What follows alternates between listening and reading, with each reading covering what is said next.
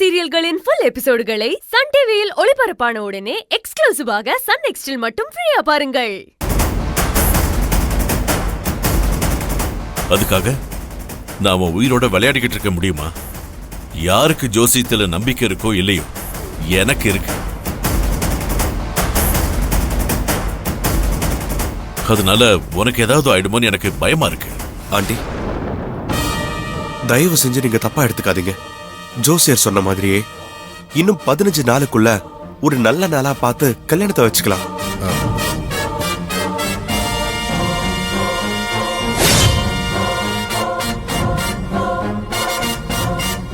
நான் இந்த ஜோசியம் ஜாதகத்துக்காகவோ இல்ல நான் செத்துருவேங்கிற பயத்தினாலேயோ சொல்லல.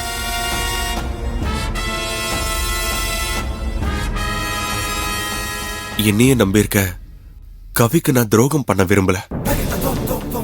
அதனால எவ்வளவு சீக்கிரம் கல்யாணம் நடக்கணுமோ அதுக்கான வேலையை பாருங்க. ஜோசியரே, அப்படியே என் பொண்ணு ஜாதகத்தையும் பார்த்து சொல்லிடுறீங்களா? இப்ப எதுக்கு மித்ரா ஜாதகத்தை பார்க்க சொல்றீங்க? இல்ல, நீ ஜோசியர் திரும்ப அப்ராட் போயிட்டாருன்னா அவரை பிடிக்க முடியாதுல்ல, அதனாலதான். ஜாதகம் அப்போ கையில இருக்கா? ஜாதகம் இல்ல, ஆனா பிறந்த நேரமும் தேதியும் இருக்கு. அத வச்சு கணிச்சு சொல்ல முடியுமா? தாராளமா சொல்லலாம். நீங்க அத சொல்லுங்க. ஆகஸ்ட் 9, 2003 மதியம் 3:25. பேரு மித்ரா. மித்ரா, சரி.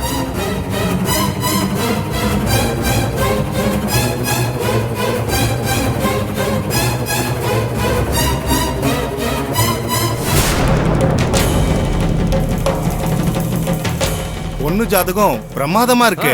இன்னும் சொல்ல போனா இந்த 2 பொண்ணோட ஜாதகத்தை பார்க்கும்போது வள்ளி தெய்வானைய வைக்கிற மாதிரி 3 பேரையும் சேர்த்தே வைக்கலாம் போல இருக்கு. அப்படி ஒரு ஜாதகமா இருக்கு.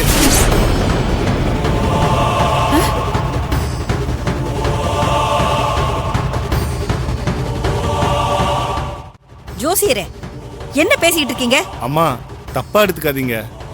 பொண்ணு ஜாதகம் ரொம்ப பிரமாதமா இருக்கு. ஆஹா, நம்ம நினைக்கிற மாதிரியே ஜாதகமும் சாதகமா தான் இருக்கு. அதனால இந்த 500 கோடி தங்கத்தை விட்டுறக்கூடாது. சரி, இப்ப அடுத்து என்ன பண்ணலாம்? அதான் என் பையனே சொல்லிட்டானே, இன்னும் 15 நாள்ல கல்யாணத்தை வச்சுக்கலாம்.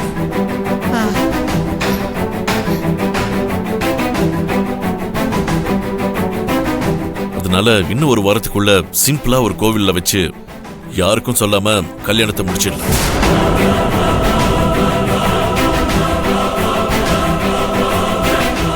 ஐயோ, ஒரு வாரத்துக்குள்ள கல்யாணமா? அதுக்குள்ள நான் எப்படி கல்யாணத்தை நிறுத்துறது? எப்படியாவது நிப்பாட்டி தான் ஆகணும்.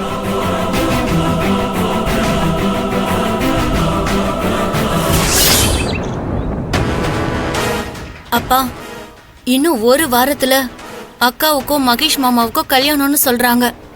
சும்மா இருந்தவளை கூப்பிட்டு மகேஷ் மாமாவை உனக்கு கட்டி வைக்கிறேன்னு ஆசை காட்டி இப்ப அக்காவுக்கும் மாமாவுக்கும் தான் கல்யாணம்னு சொன்னா எப்படிப்பா ஏத்துக்க முடியும்? எனக்கு மாமா மேல ஒரு கிரேஸ் இருந்துச்சுதான். ஆனா அது நார்மலா என் வயசு பொண்ணுங்களுக்கு இருக்கிற ஒரு இன்ஃபாக்சுவேஷன் தான். நான் மகேஷ் மாமாவை கல்யாணம் பண்ணிக்கணும்னு கனவுல கூட நினைச்சதில்ல. சும்மா இருந்தவள நீங்க தான் உசுப்பேத்தி விட்டீங்க. இப்ப என்ன செய்வீங்களோ எனக்கு தெரியாது. நான் தான் மகேஷ் மாமாவை கல்யாணம் பண்ணிக்கணும். எதுக்குமா நீ இவ்வளவு டென்ஷன் ஆகுற? ஒரு வாரத்துல கல்யாணம் பண்ண போறதா தானே சொல்லிருக்காங்க. கல்யாணம்னா முடியலல்ல. என்ன மீறி இந்த கல்யாணம் நடந்துருமா? அதனால நீ எதுக்கும் கவலைப்படாத. அந்த 500 கோடி தங்கம் உனக்கு மட்டும்தான். இப்ப நாம யோசிக்க வேண்டியதெல்லாம் அந்த கல்யாணத்தை நாம எப்படி நிப்பாட்டலாம், உன்னை எப்படி மாப்பிள்ளை கூட சேர்த்து வைக்கணுங்கிறது தான். ஏங்க, இன்னும் ஒரு வாரத்துல கல்யாணம்னு சொல்றாங்க. அது எப்படிங்க நாம நிறுத்த முடியும்? ஏன் முடியாது? முடியாதுங்கிற வார்த்தையே இந்த சுந்தரத்தோட அகராதியிலே கிடையாது. நல்லா யோசிச்சு பார்த்தா உன் அக்கா அவங்க வாயாலேயே அவங்க பொண்ணுக்கு கொல்லி வச்சுட்டாங்க. என்னங்க சொல்றீங்க? ஆமாமா, நான் கூட இந்த கல்யாணத்தை நிறுத்திடலாம். ஆனா மித்ராவுக்கு எப்படி அந்த 500 கோடி தங்கத்தை கட்டி வைக்கிறதுன்னு ரொம்ப கன்ஃபியூஸ்டா இருந்தேன். அதுக்கெல்லாம் நீ ஏன்டா கவலைப்படுறங்கிற மாதிரி உன் அக்காவே எனக்கு ஒரு நல்ல வழி அமைச்சு கொடுத்துட்டாங்க. அப்படி என்னங்க எங்க அக்கா நல்ல வழி அமைச்சு கொடுத்தாங்க? ஜோசியரை வர வச்சு இன்னும் 15 நாள்ல உங்க பையன் செத்து போயிருவான்னு சம்பந்தி கிட்ட சொல்ல வச்சதெல்லாம் நமக்கு எவ்வளவு சாதகமான விஷயம் தெரியுமா? அதுல என்னங்க நமக்கு சாதகமா இருக்கு? என்ன பத்மா நீ கேக்குற? 15 நாளைக்குள்ள பையன் உயிருக்கு எதுவும் ஆயிடக்கூடாதுன்ற பயத்துல இப்போ சம்மந்தி இருக்காரு. கல்யாணத்துக்கு முன்னாடி நாம கவி கதையை முடிச்சிட்டோம்னா சம்மந்தி அந்த நேரத்துல என்ன நினைப்பாரு? அந்த பொண்ணு செத்து போனா போயிட்டு போகுது, நம்ம பையன் உயிர் பழைக்கணுமே, அதனால நம்ம பையனுக்கு எப்படியாவது கல்யாணம் பண்ணி வைக்கணும்னு தானே நினைப்பாரு. ஆமாங்க, இன்னைக்கே அப்படிதான் பேசிட்டு இருந்தாரு. அந்த நேரத்துல நாம போய் எங்க பொண்ணு வாழ்க்கையை விட உங்க பையன் உயிர் தான் ரொம்ப முக்கியம், அதனால எங்க பொண்ண கல்யாணம் பண்ணியாவது உங்க பையனை காப்பாத்துங்கன்னு நாம போய் சொன்னா அவர் நம்ம கால்ல விழுந்து சரின்னு சொல்ல மாட்டாரா? கண்டிப்பா கண்டிப்பா சொல்லுவாருங்க. இப்ப புரியுதா உன் அக்கா நமக்கு எப்படி ஹெல்ப் பண்ணிருக்கான்னு? ஆமாங்க, எப்படி நீங்க இப்படியெல்லாம் யோசிக்கிறீங்க? எனக்கு உடம்பு ஃபுல்லா மூளடி, அதனால இதெல்லாம் எனக்கு சாதாரண விஷயம். அப்பா, அப்ப எனக்கும் மகேஷ் மாமாவுக்கும் கல்யாணம் நடந்துரும்ல? கண்டிப்பா நடக்கும். அப்பா நான் நடத்தி வைக்கிறேன் உனக்கு.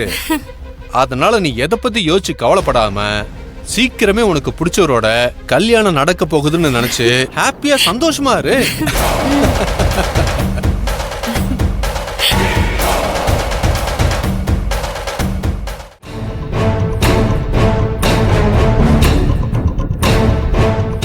ஒவ்வொரு நாளும் மேனேஜர் அப்டேட் பண்ணுவாரு. அப்படியா? அங்க என்ன நடக்குதுன்னு தெரிஞ்சுக்கணும் இல்லையா? பாப்பா. மேடம், வண்டி பக்காவா ரெடி ஆயிடுச்சு. இந்தாங்க மேடம் வண்டி சாவி. ஏன்பா, புது வண்டி வாங்கி ஒரு வாரம் கூட ஆகல, அதுக்குள்ள எப்படி பிரேக் பிடிக்காம அறுந்து போகும்? சார், அதுவும் எப்படி சார் அந்து போவோம்?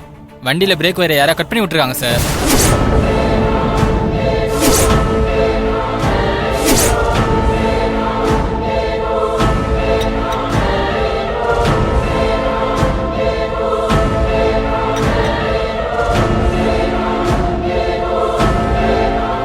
என்னப்பா சொல்ற? பிரேக் ஒயரை கட் பண்ணிருக்காங்களா? ஆமா சார், யாரோ பிரேக் ஒயரை பாதியா அறுத்து வச்சிருக்காங்க சார். அதனாலதான் பிரேக் ஒயரை அழித்து பிடிச்சதும் கட்டா இருக்கு சார். கேட்டீங்களா மாப்பிள்ள? நான் சொன்ன போது யாருமே நம்பல.